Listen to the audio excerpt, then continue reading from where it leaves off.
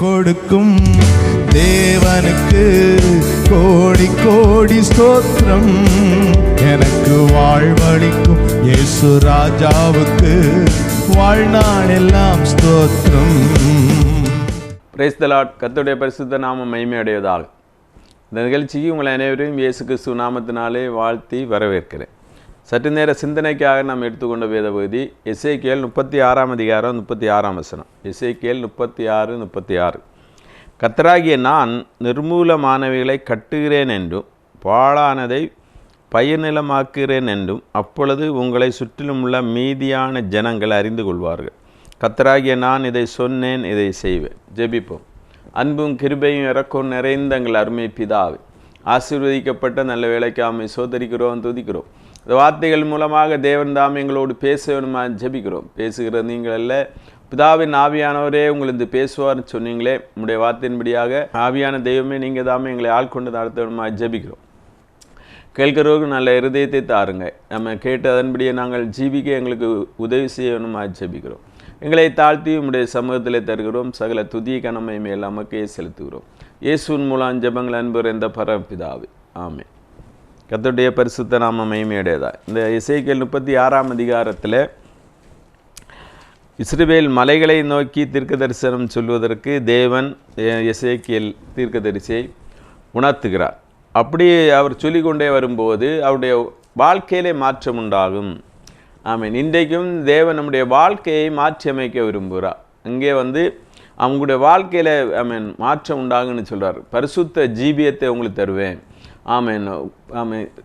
சுத்த ஜலம் தெளிக்கப்பட்ட ஜீவியம் அல்லது பரிசுத்த ஜீவியம் உங்களுக்கு தருவேன். பரிசுத்த ஆவியானவரை உங்களுக்குள்ளே ஊற்றுவேன்.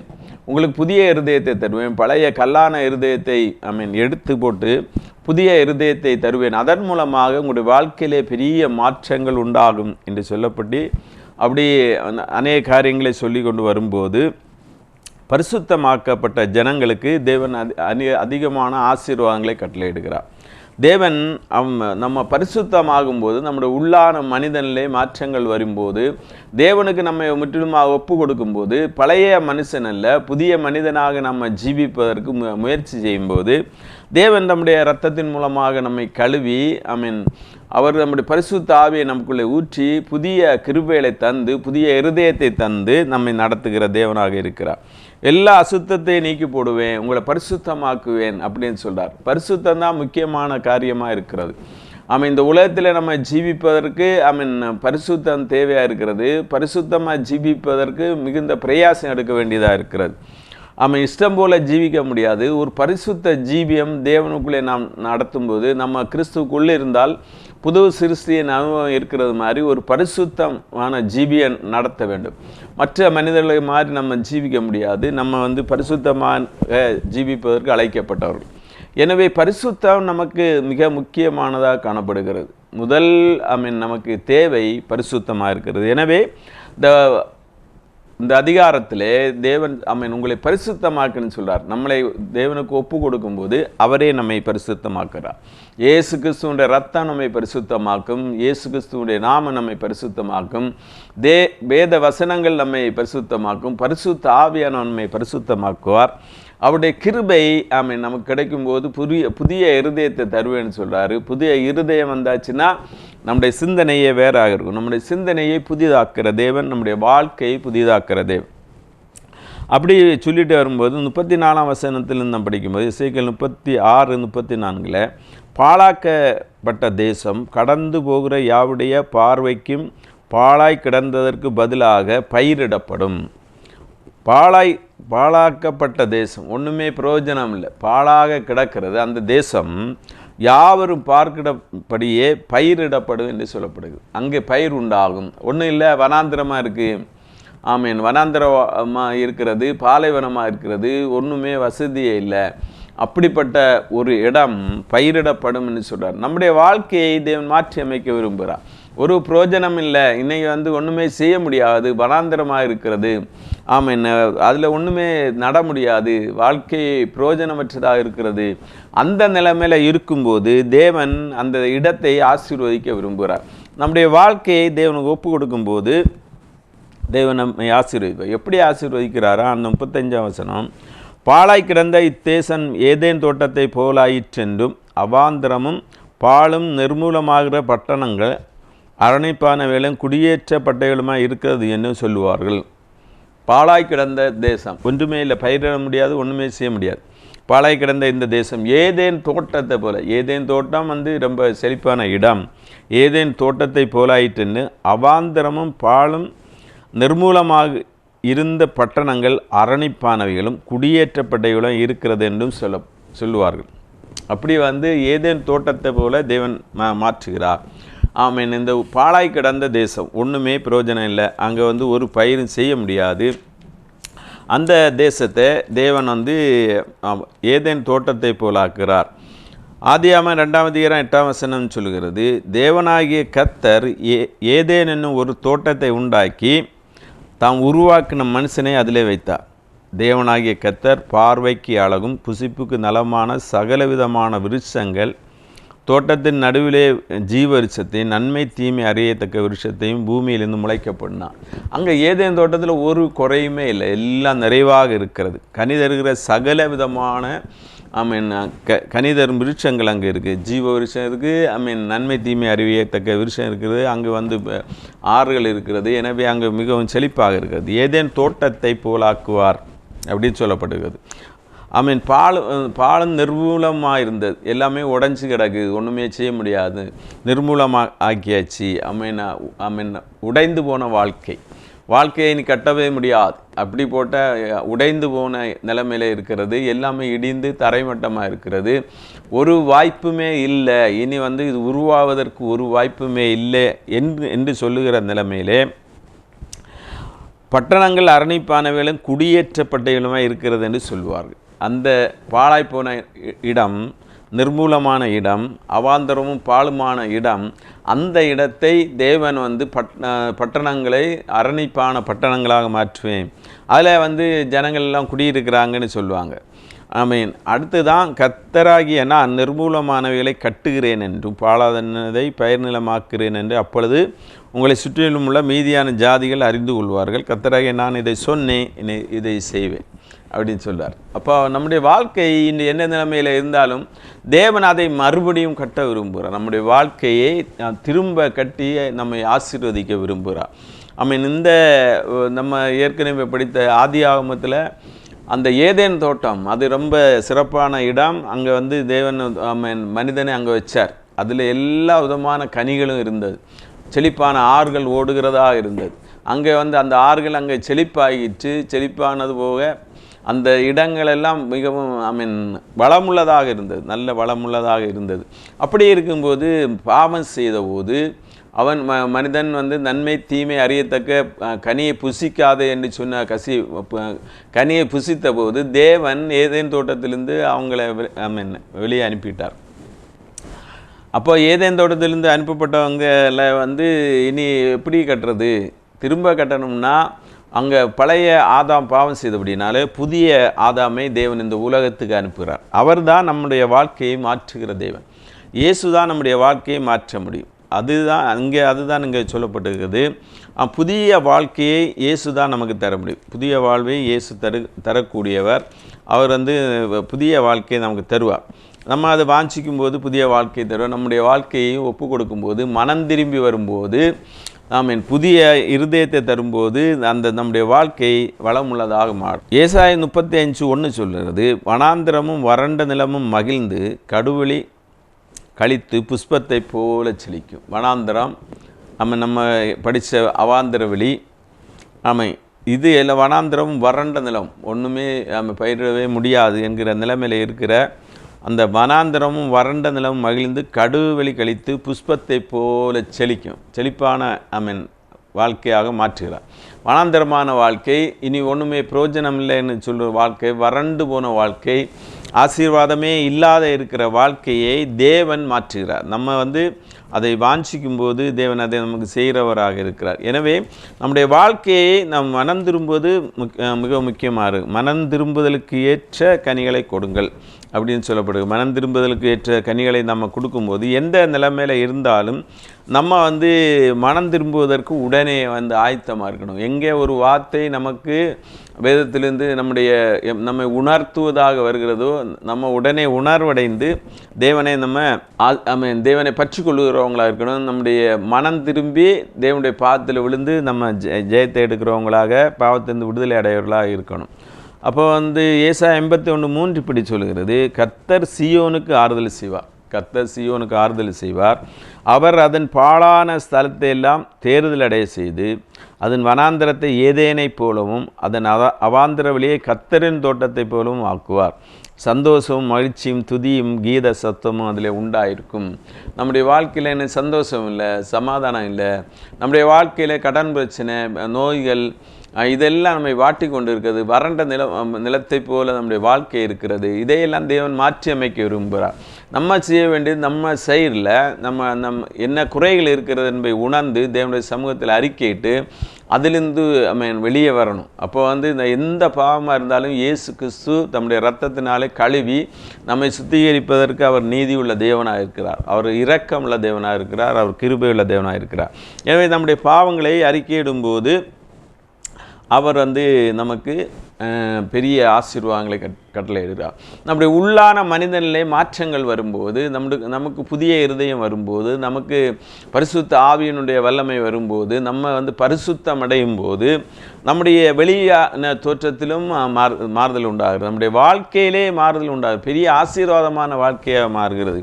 அங்கே அந்த வசனங்கள் நம்ம படிக்கும்போது புதிய இருதயம் தருவேன்னு சொன்னார். புதிய ஆவியை தருவேன்னு சொன்னார். தெளிந்த ஜலம் தெளிப்பேன்னு சொன்னார். இதெல்லாம் நம்ம பரிசுத்தப்படுத்துவதற்கு அடையாளமாக இருக்கிறது. பரிசுத்த ஆவியை நமக்கு ஊற்றுவதாக இருக்கிறது. நம்முடைய சிந்தனையிலே இருதயத்திலே இயேசு வாசமாக இருக்கும்போது நம்ம நறுமணம் கொடுக்குறவர்களாக மாறுகிறோம். இதையெல்லாம் தரணும்னா பழைய மனிதன் பாவம் செய்தபடினாலே புதிய ஆதாமாகிய இயேசுவின் மூலமாக இந்த ஆசீர்வாதங்கள் நமக்கு உண்டாகிறது. அந்த ஆசீர்வாதங்கள் வரும்போது அந்த ஆசீர்வாதம் நம்முடைய வாழ்க்கையில் பெரிய மாற்றங்களை கொண்டு வருகிறது. அந்த அவாந்தரமான இடம் அல்லது பாழான இடம் அதை தேவன் திரும்ப கட்டும்போது வறண்ட வாழ்க்கையெல்லாம் செழிப்பான வாழ்க்கையாக மாறும்.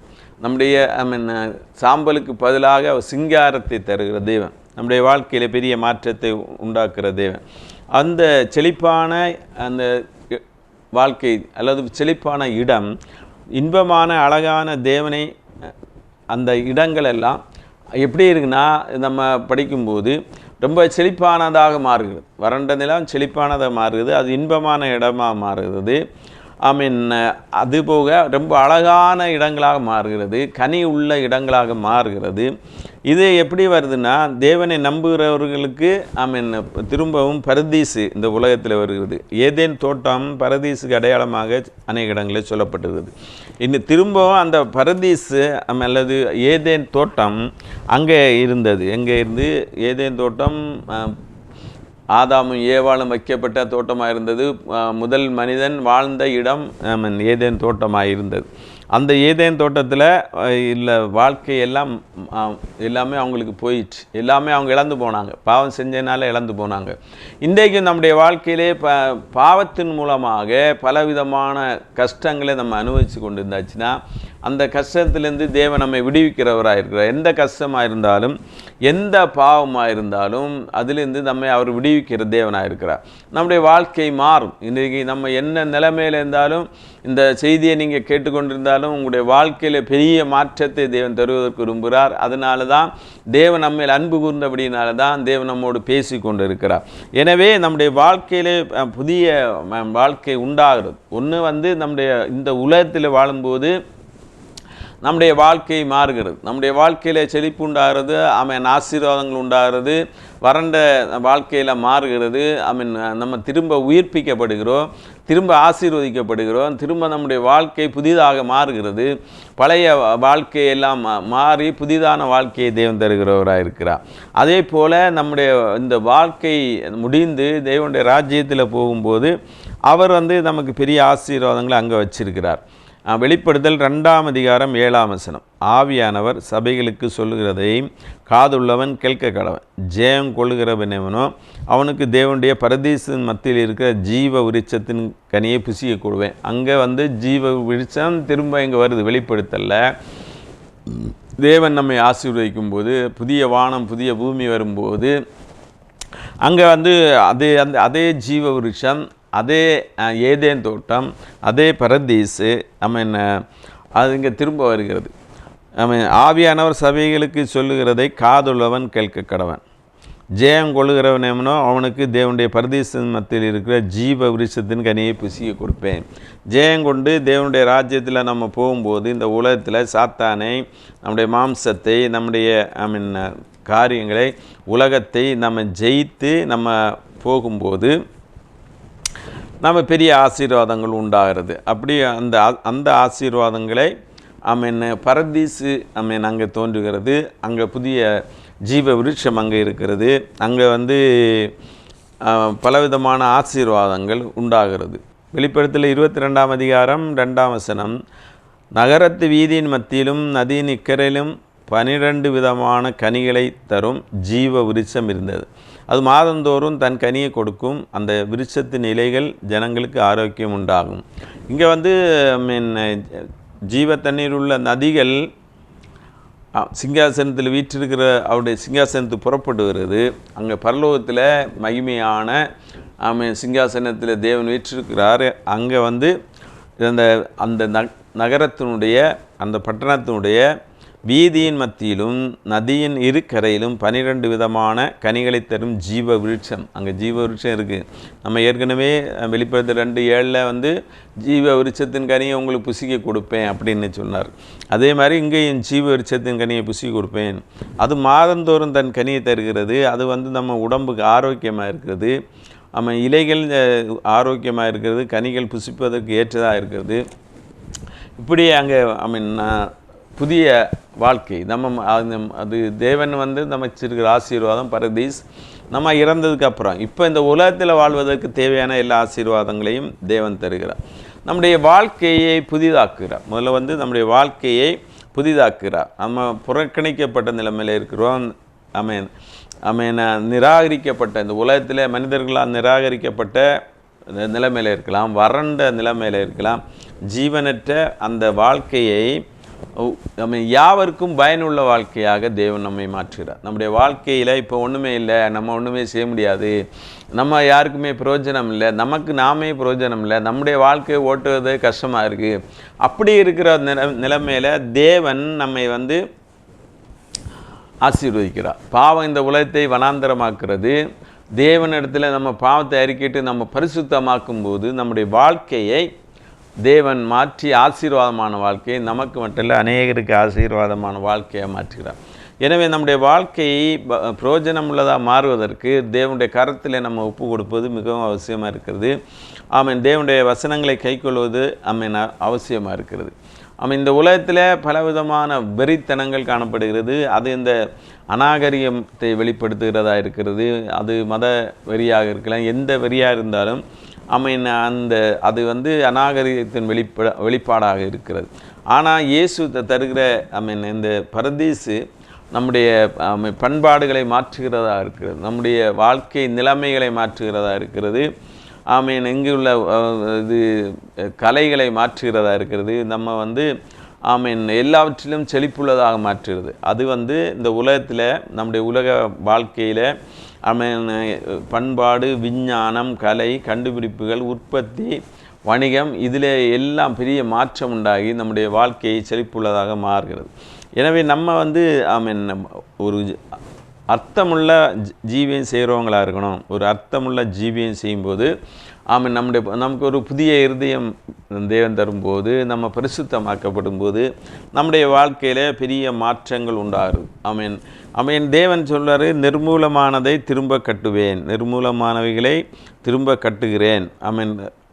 பாழாய் கிடந்த தேசம் ஏதேனை போல் ஆகிறது, இப்படியெல்லாம் சொல்கிறார். இது நம்முடைய வாழ்க்கையிலே அநேக தரங்களில் நம்ம விழுந்து போகிறோம், அநேக விதமான பாவங்களில் விழுந்து போகிறோம். அந்த பாவங்கள் நம்மை சாத்தானுக்கு அடிமையாக்குறது, இந்த உலகத்துக்கு அடிமையாக்குறது. அது அந்த வாழ்க்கையை தேவன் திரும்ப கட்ட விரும்புகிறார். நம்ம எந்த நிலைமையில் இருந்தாலும், விழுந்து போன நிலைமையில் இருந்தாலும், தேவனுக்கு கீழ்ப்படியாமல் எப்போதோ விழுந்து போய் இருந்தாலும் அந்த நிலைமையை தேவன் மாற்றுவதற்கு வல்லமை உள்ளவராக இருக்கிறார். அங்கே நம்ம அந்த வெளிப்படுத்த 2ஆம் அதிகாரத்தினுடைய படிக்கும்போது, ஆதியில் இருந்த அன்பை விட்டாய் என்று தான் அந்த எபேசு சபைக்கு சொல்லப்பட்டது.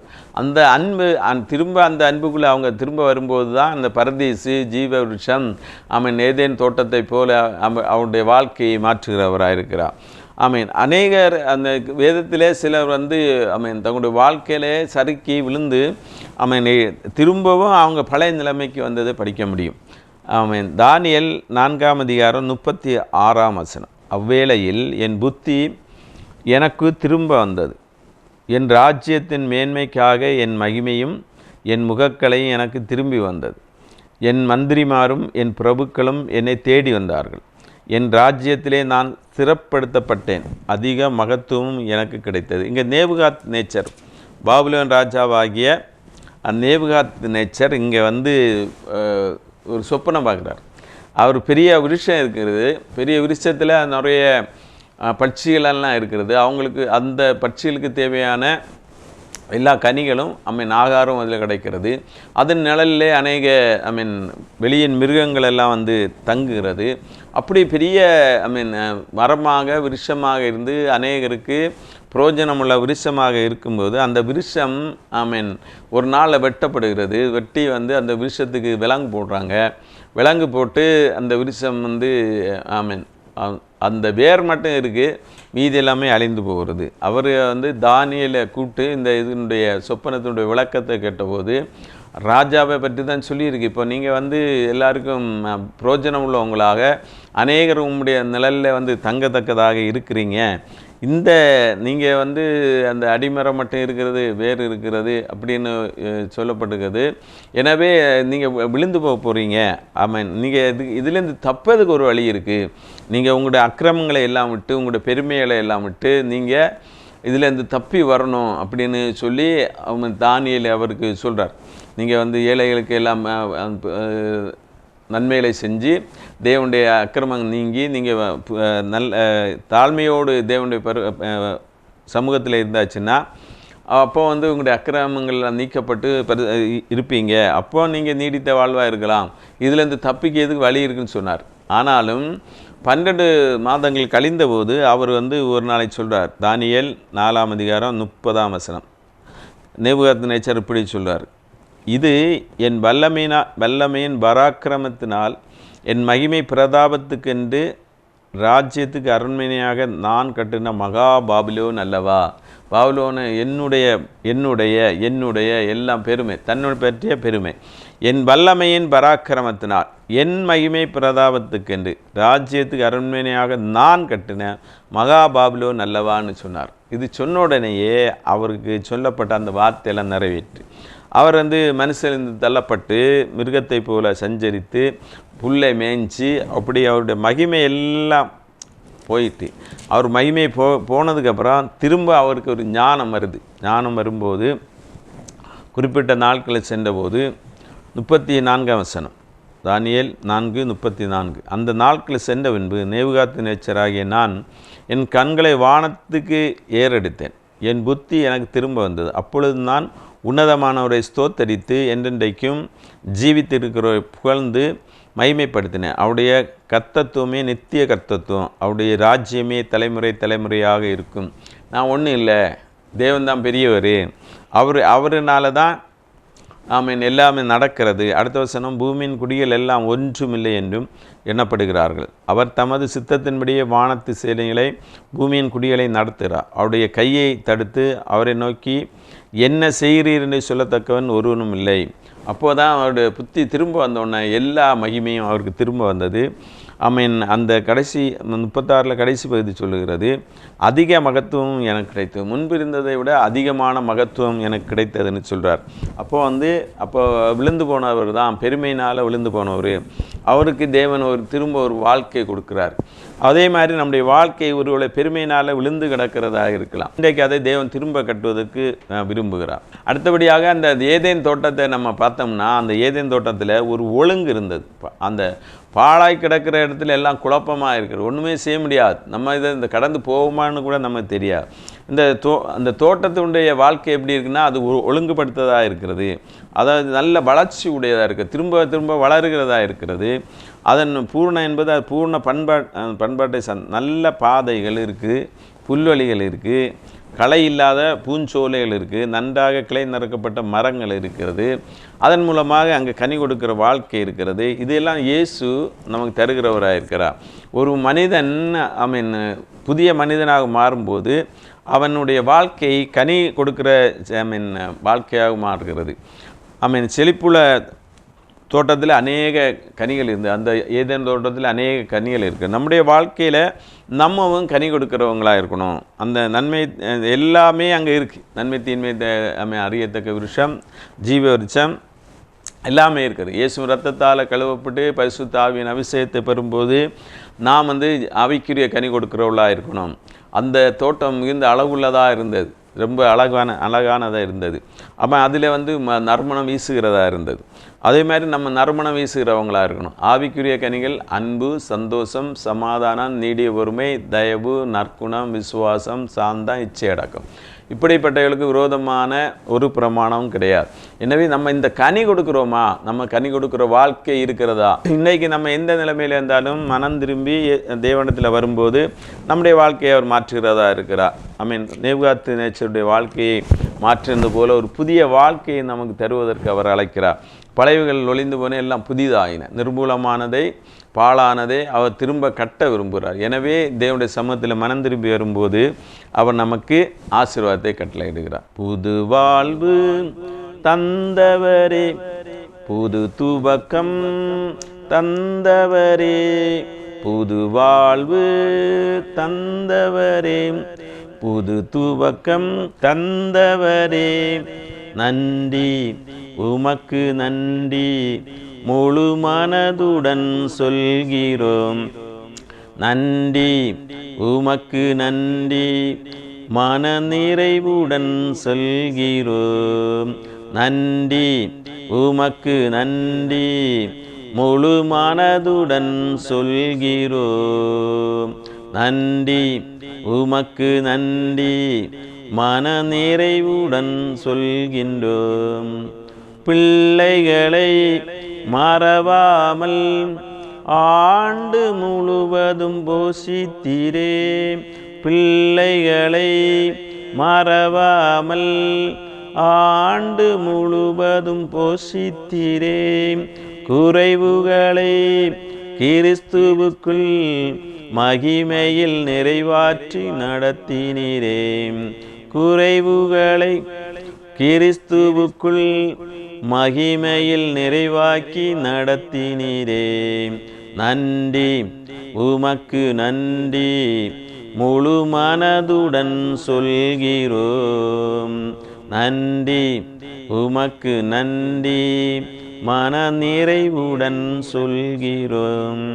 முந்தினதை யோசிக்காமல் பூர்வமானதை சிந்திக்காமல், முந்தினதை யோசிக்காமல் பூர்வமானதை சிந்திக்காமல், புதியவைகள் தோன்ற செய்தி சாம்பலை சிங்காரமாக்கிவிட்டீர்.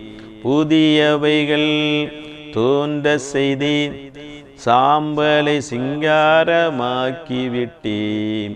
நன்றி உமக்கு நன்றி முழு மனதுடன் சொல்கிறோம். நன்றி உமக்கு நன்றி மன நிறைவுடன் சொல்கிறோம். ஜெபிப்போம். அன்பும் கிருபையும் இறக்கம் நிறைந்த எங்கள் அருமை பிதாவே, ஆசீர்வதிக்கப்பட்ட நல்ல வேலைக்காக சோத்தரிக்கிறோம், துதிக்கிறோம் கத்தா. இப்போது உம்முடைய சமூகத்தில் உம்முடைய வேதத்தை தியானிக்க தந்த கிருபைகளுக்கு சோத்தரிக்கிறோம். நீ சொன்னது போல கத்தாவே நிர்மூலமானவைகளை திரும்ப கட்டுகிற தேவன், எங்களுடைய வாழ்க்கையில் இருக்கிற எல்லா குறைகளையும் நீக்கி ஆண்டவர்தாமே எங்களை திரும்ப கட்ட எங்களை ஒப்பு கொடுக்குறோம் கத்தா. உம்முடைய சமூகத்தில் மனம் திரும்பி வருகிறோம். எல்லா குறைகளையும் தேவன்தாம் மன்னித்தள்ள வேணுமா ஜெபிக்கிறோம். உடைய ரத்தத்தால் கழுவ வேணுமா ஜெபிக்கிறோம். பரிசுத்தம் உண்டாக தேவன் இரக்கம் செய்யணுமா ஜெபிக்கிறோம். பரிசுத்தத்தின் மூலமாக உண்டாகிற ஆசீர்வாதங்களை தேவன்தாமே எங்களுக்கு கட்டளையிட வேணுமா ஜெபிக்கிறோம். இந்த வார்த்தையை கேட்ட ஒவ்வொருவரையும் ஆசீர்வதிக்க வேணுமா ஜெபிக்கிறோம் கத்தா. வீடுகளிலும் ஆஸ்பத்திரியிலும் சுவீனத்தோடு இருக்கிற தேவன்தாமை தொட்டு சுகமாக்க வேணுமா ஜெபிக்கிறோம். உங்களுடைய தழும்புள்ள கரத்தை வைத்து நீங்கள் தாமே சுகமாக்கி ஆசீர்வதிக்க வேணுமா ஜெபிக்கிறோம். பின்வாங்கத்தில் இருக்கிறவர்களை தேவன்தாமே ஆசீர்வதித்து உங்களுடைய சமூகத்தில் திரும்பி வர தேவனை இரக்கம் செய்யணுமா ஜெபிக்கிறோம். நேவுகாத் நேச்சருடைய வாழ்க்கையில் ஒரு மறுமலர்ச்சியை கட்டளையிட்டது போல இந்த வார்த்தையை கேட்கிற ஒவ்வொருடைய வாழ்க்கையிலும் ஒரு மறுமலர்ச்சியை கட்டளையிட வேணுமா ஜெபிக்கிறோம். அதிக மேன்மையான நன்மைகளை தேவன்தாமை கட்டளையிட வேணுமா ஜெபிக்கிறோம். ஏதேன் தோட்டத்தை போல ஆசீர்வாதமான நன்மைகளை செழிப்பை தேவன்தாமை கட்டளையிட வேணுமா ஜெபிக்கிறோம். வறண்ட நிலமாக இருக்கிற அவனுடைய வாழ்க்கையை தேவன்தாமை செழிப்புள்ளதாக மாற்ற வேணுமா ஜெபிக்கிறோம். நல்ல கனி கொடுக்கிறவர்களாக ஒருவரையும் மாற்ற வேணுமா ஜெபிக்கிறோம். உதவியிலேருந்து கிட்ட பிள்ளைகளையும் ஆதரிக்க வேணுமா ஜெபிக்கிறோம். எல்லா விதமான தீமைகளுக்கு விலைக்கு பாதுகாத்துள்ளோம். மீதியான சமயம் கூட இயேசுவின் மூலம் ஜெபங்கள் அன்பு இந்த பரமபிதாவே. ஆமென். ஜெயம் கொடுக்கும் தேவனுக்கு கோடி கோடி ஸ்தோத்திரம். வாழ்வழிக்கும் இயேசு ராஜாவுக்கு வாழ்நாள் எல்லாம் ஸ்தோத்திரம். ஜெயம் கொடுக்கும் தேவனுக்கு கோடி கோடி ஸ்தோத்திரம்.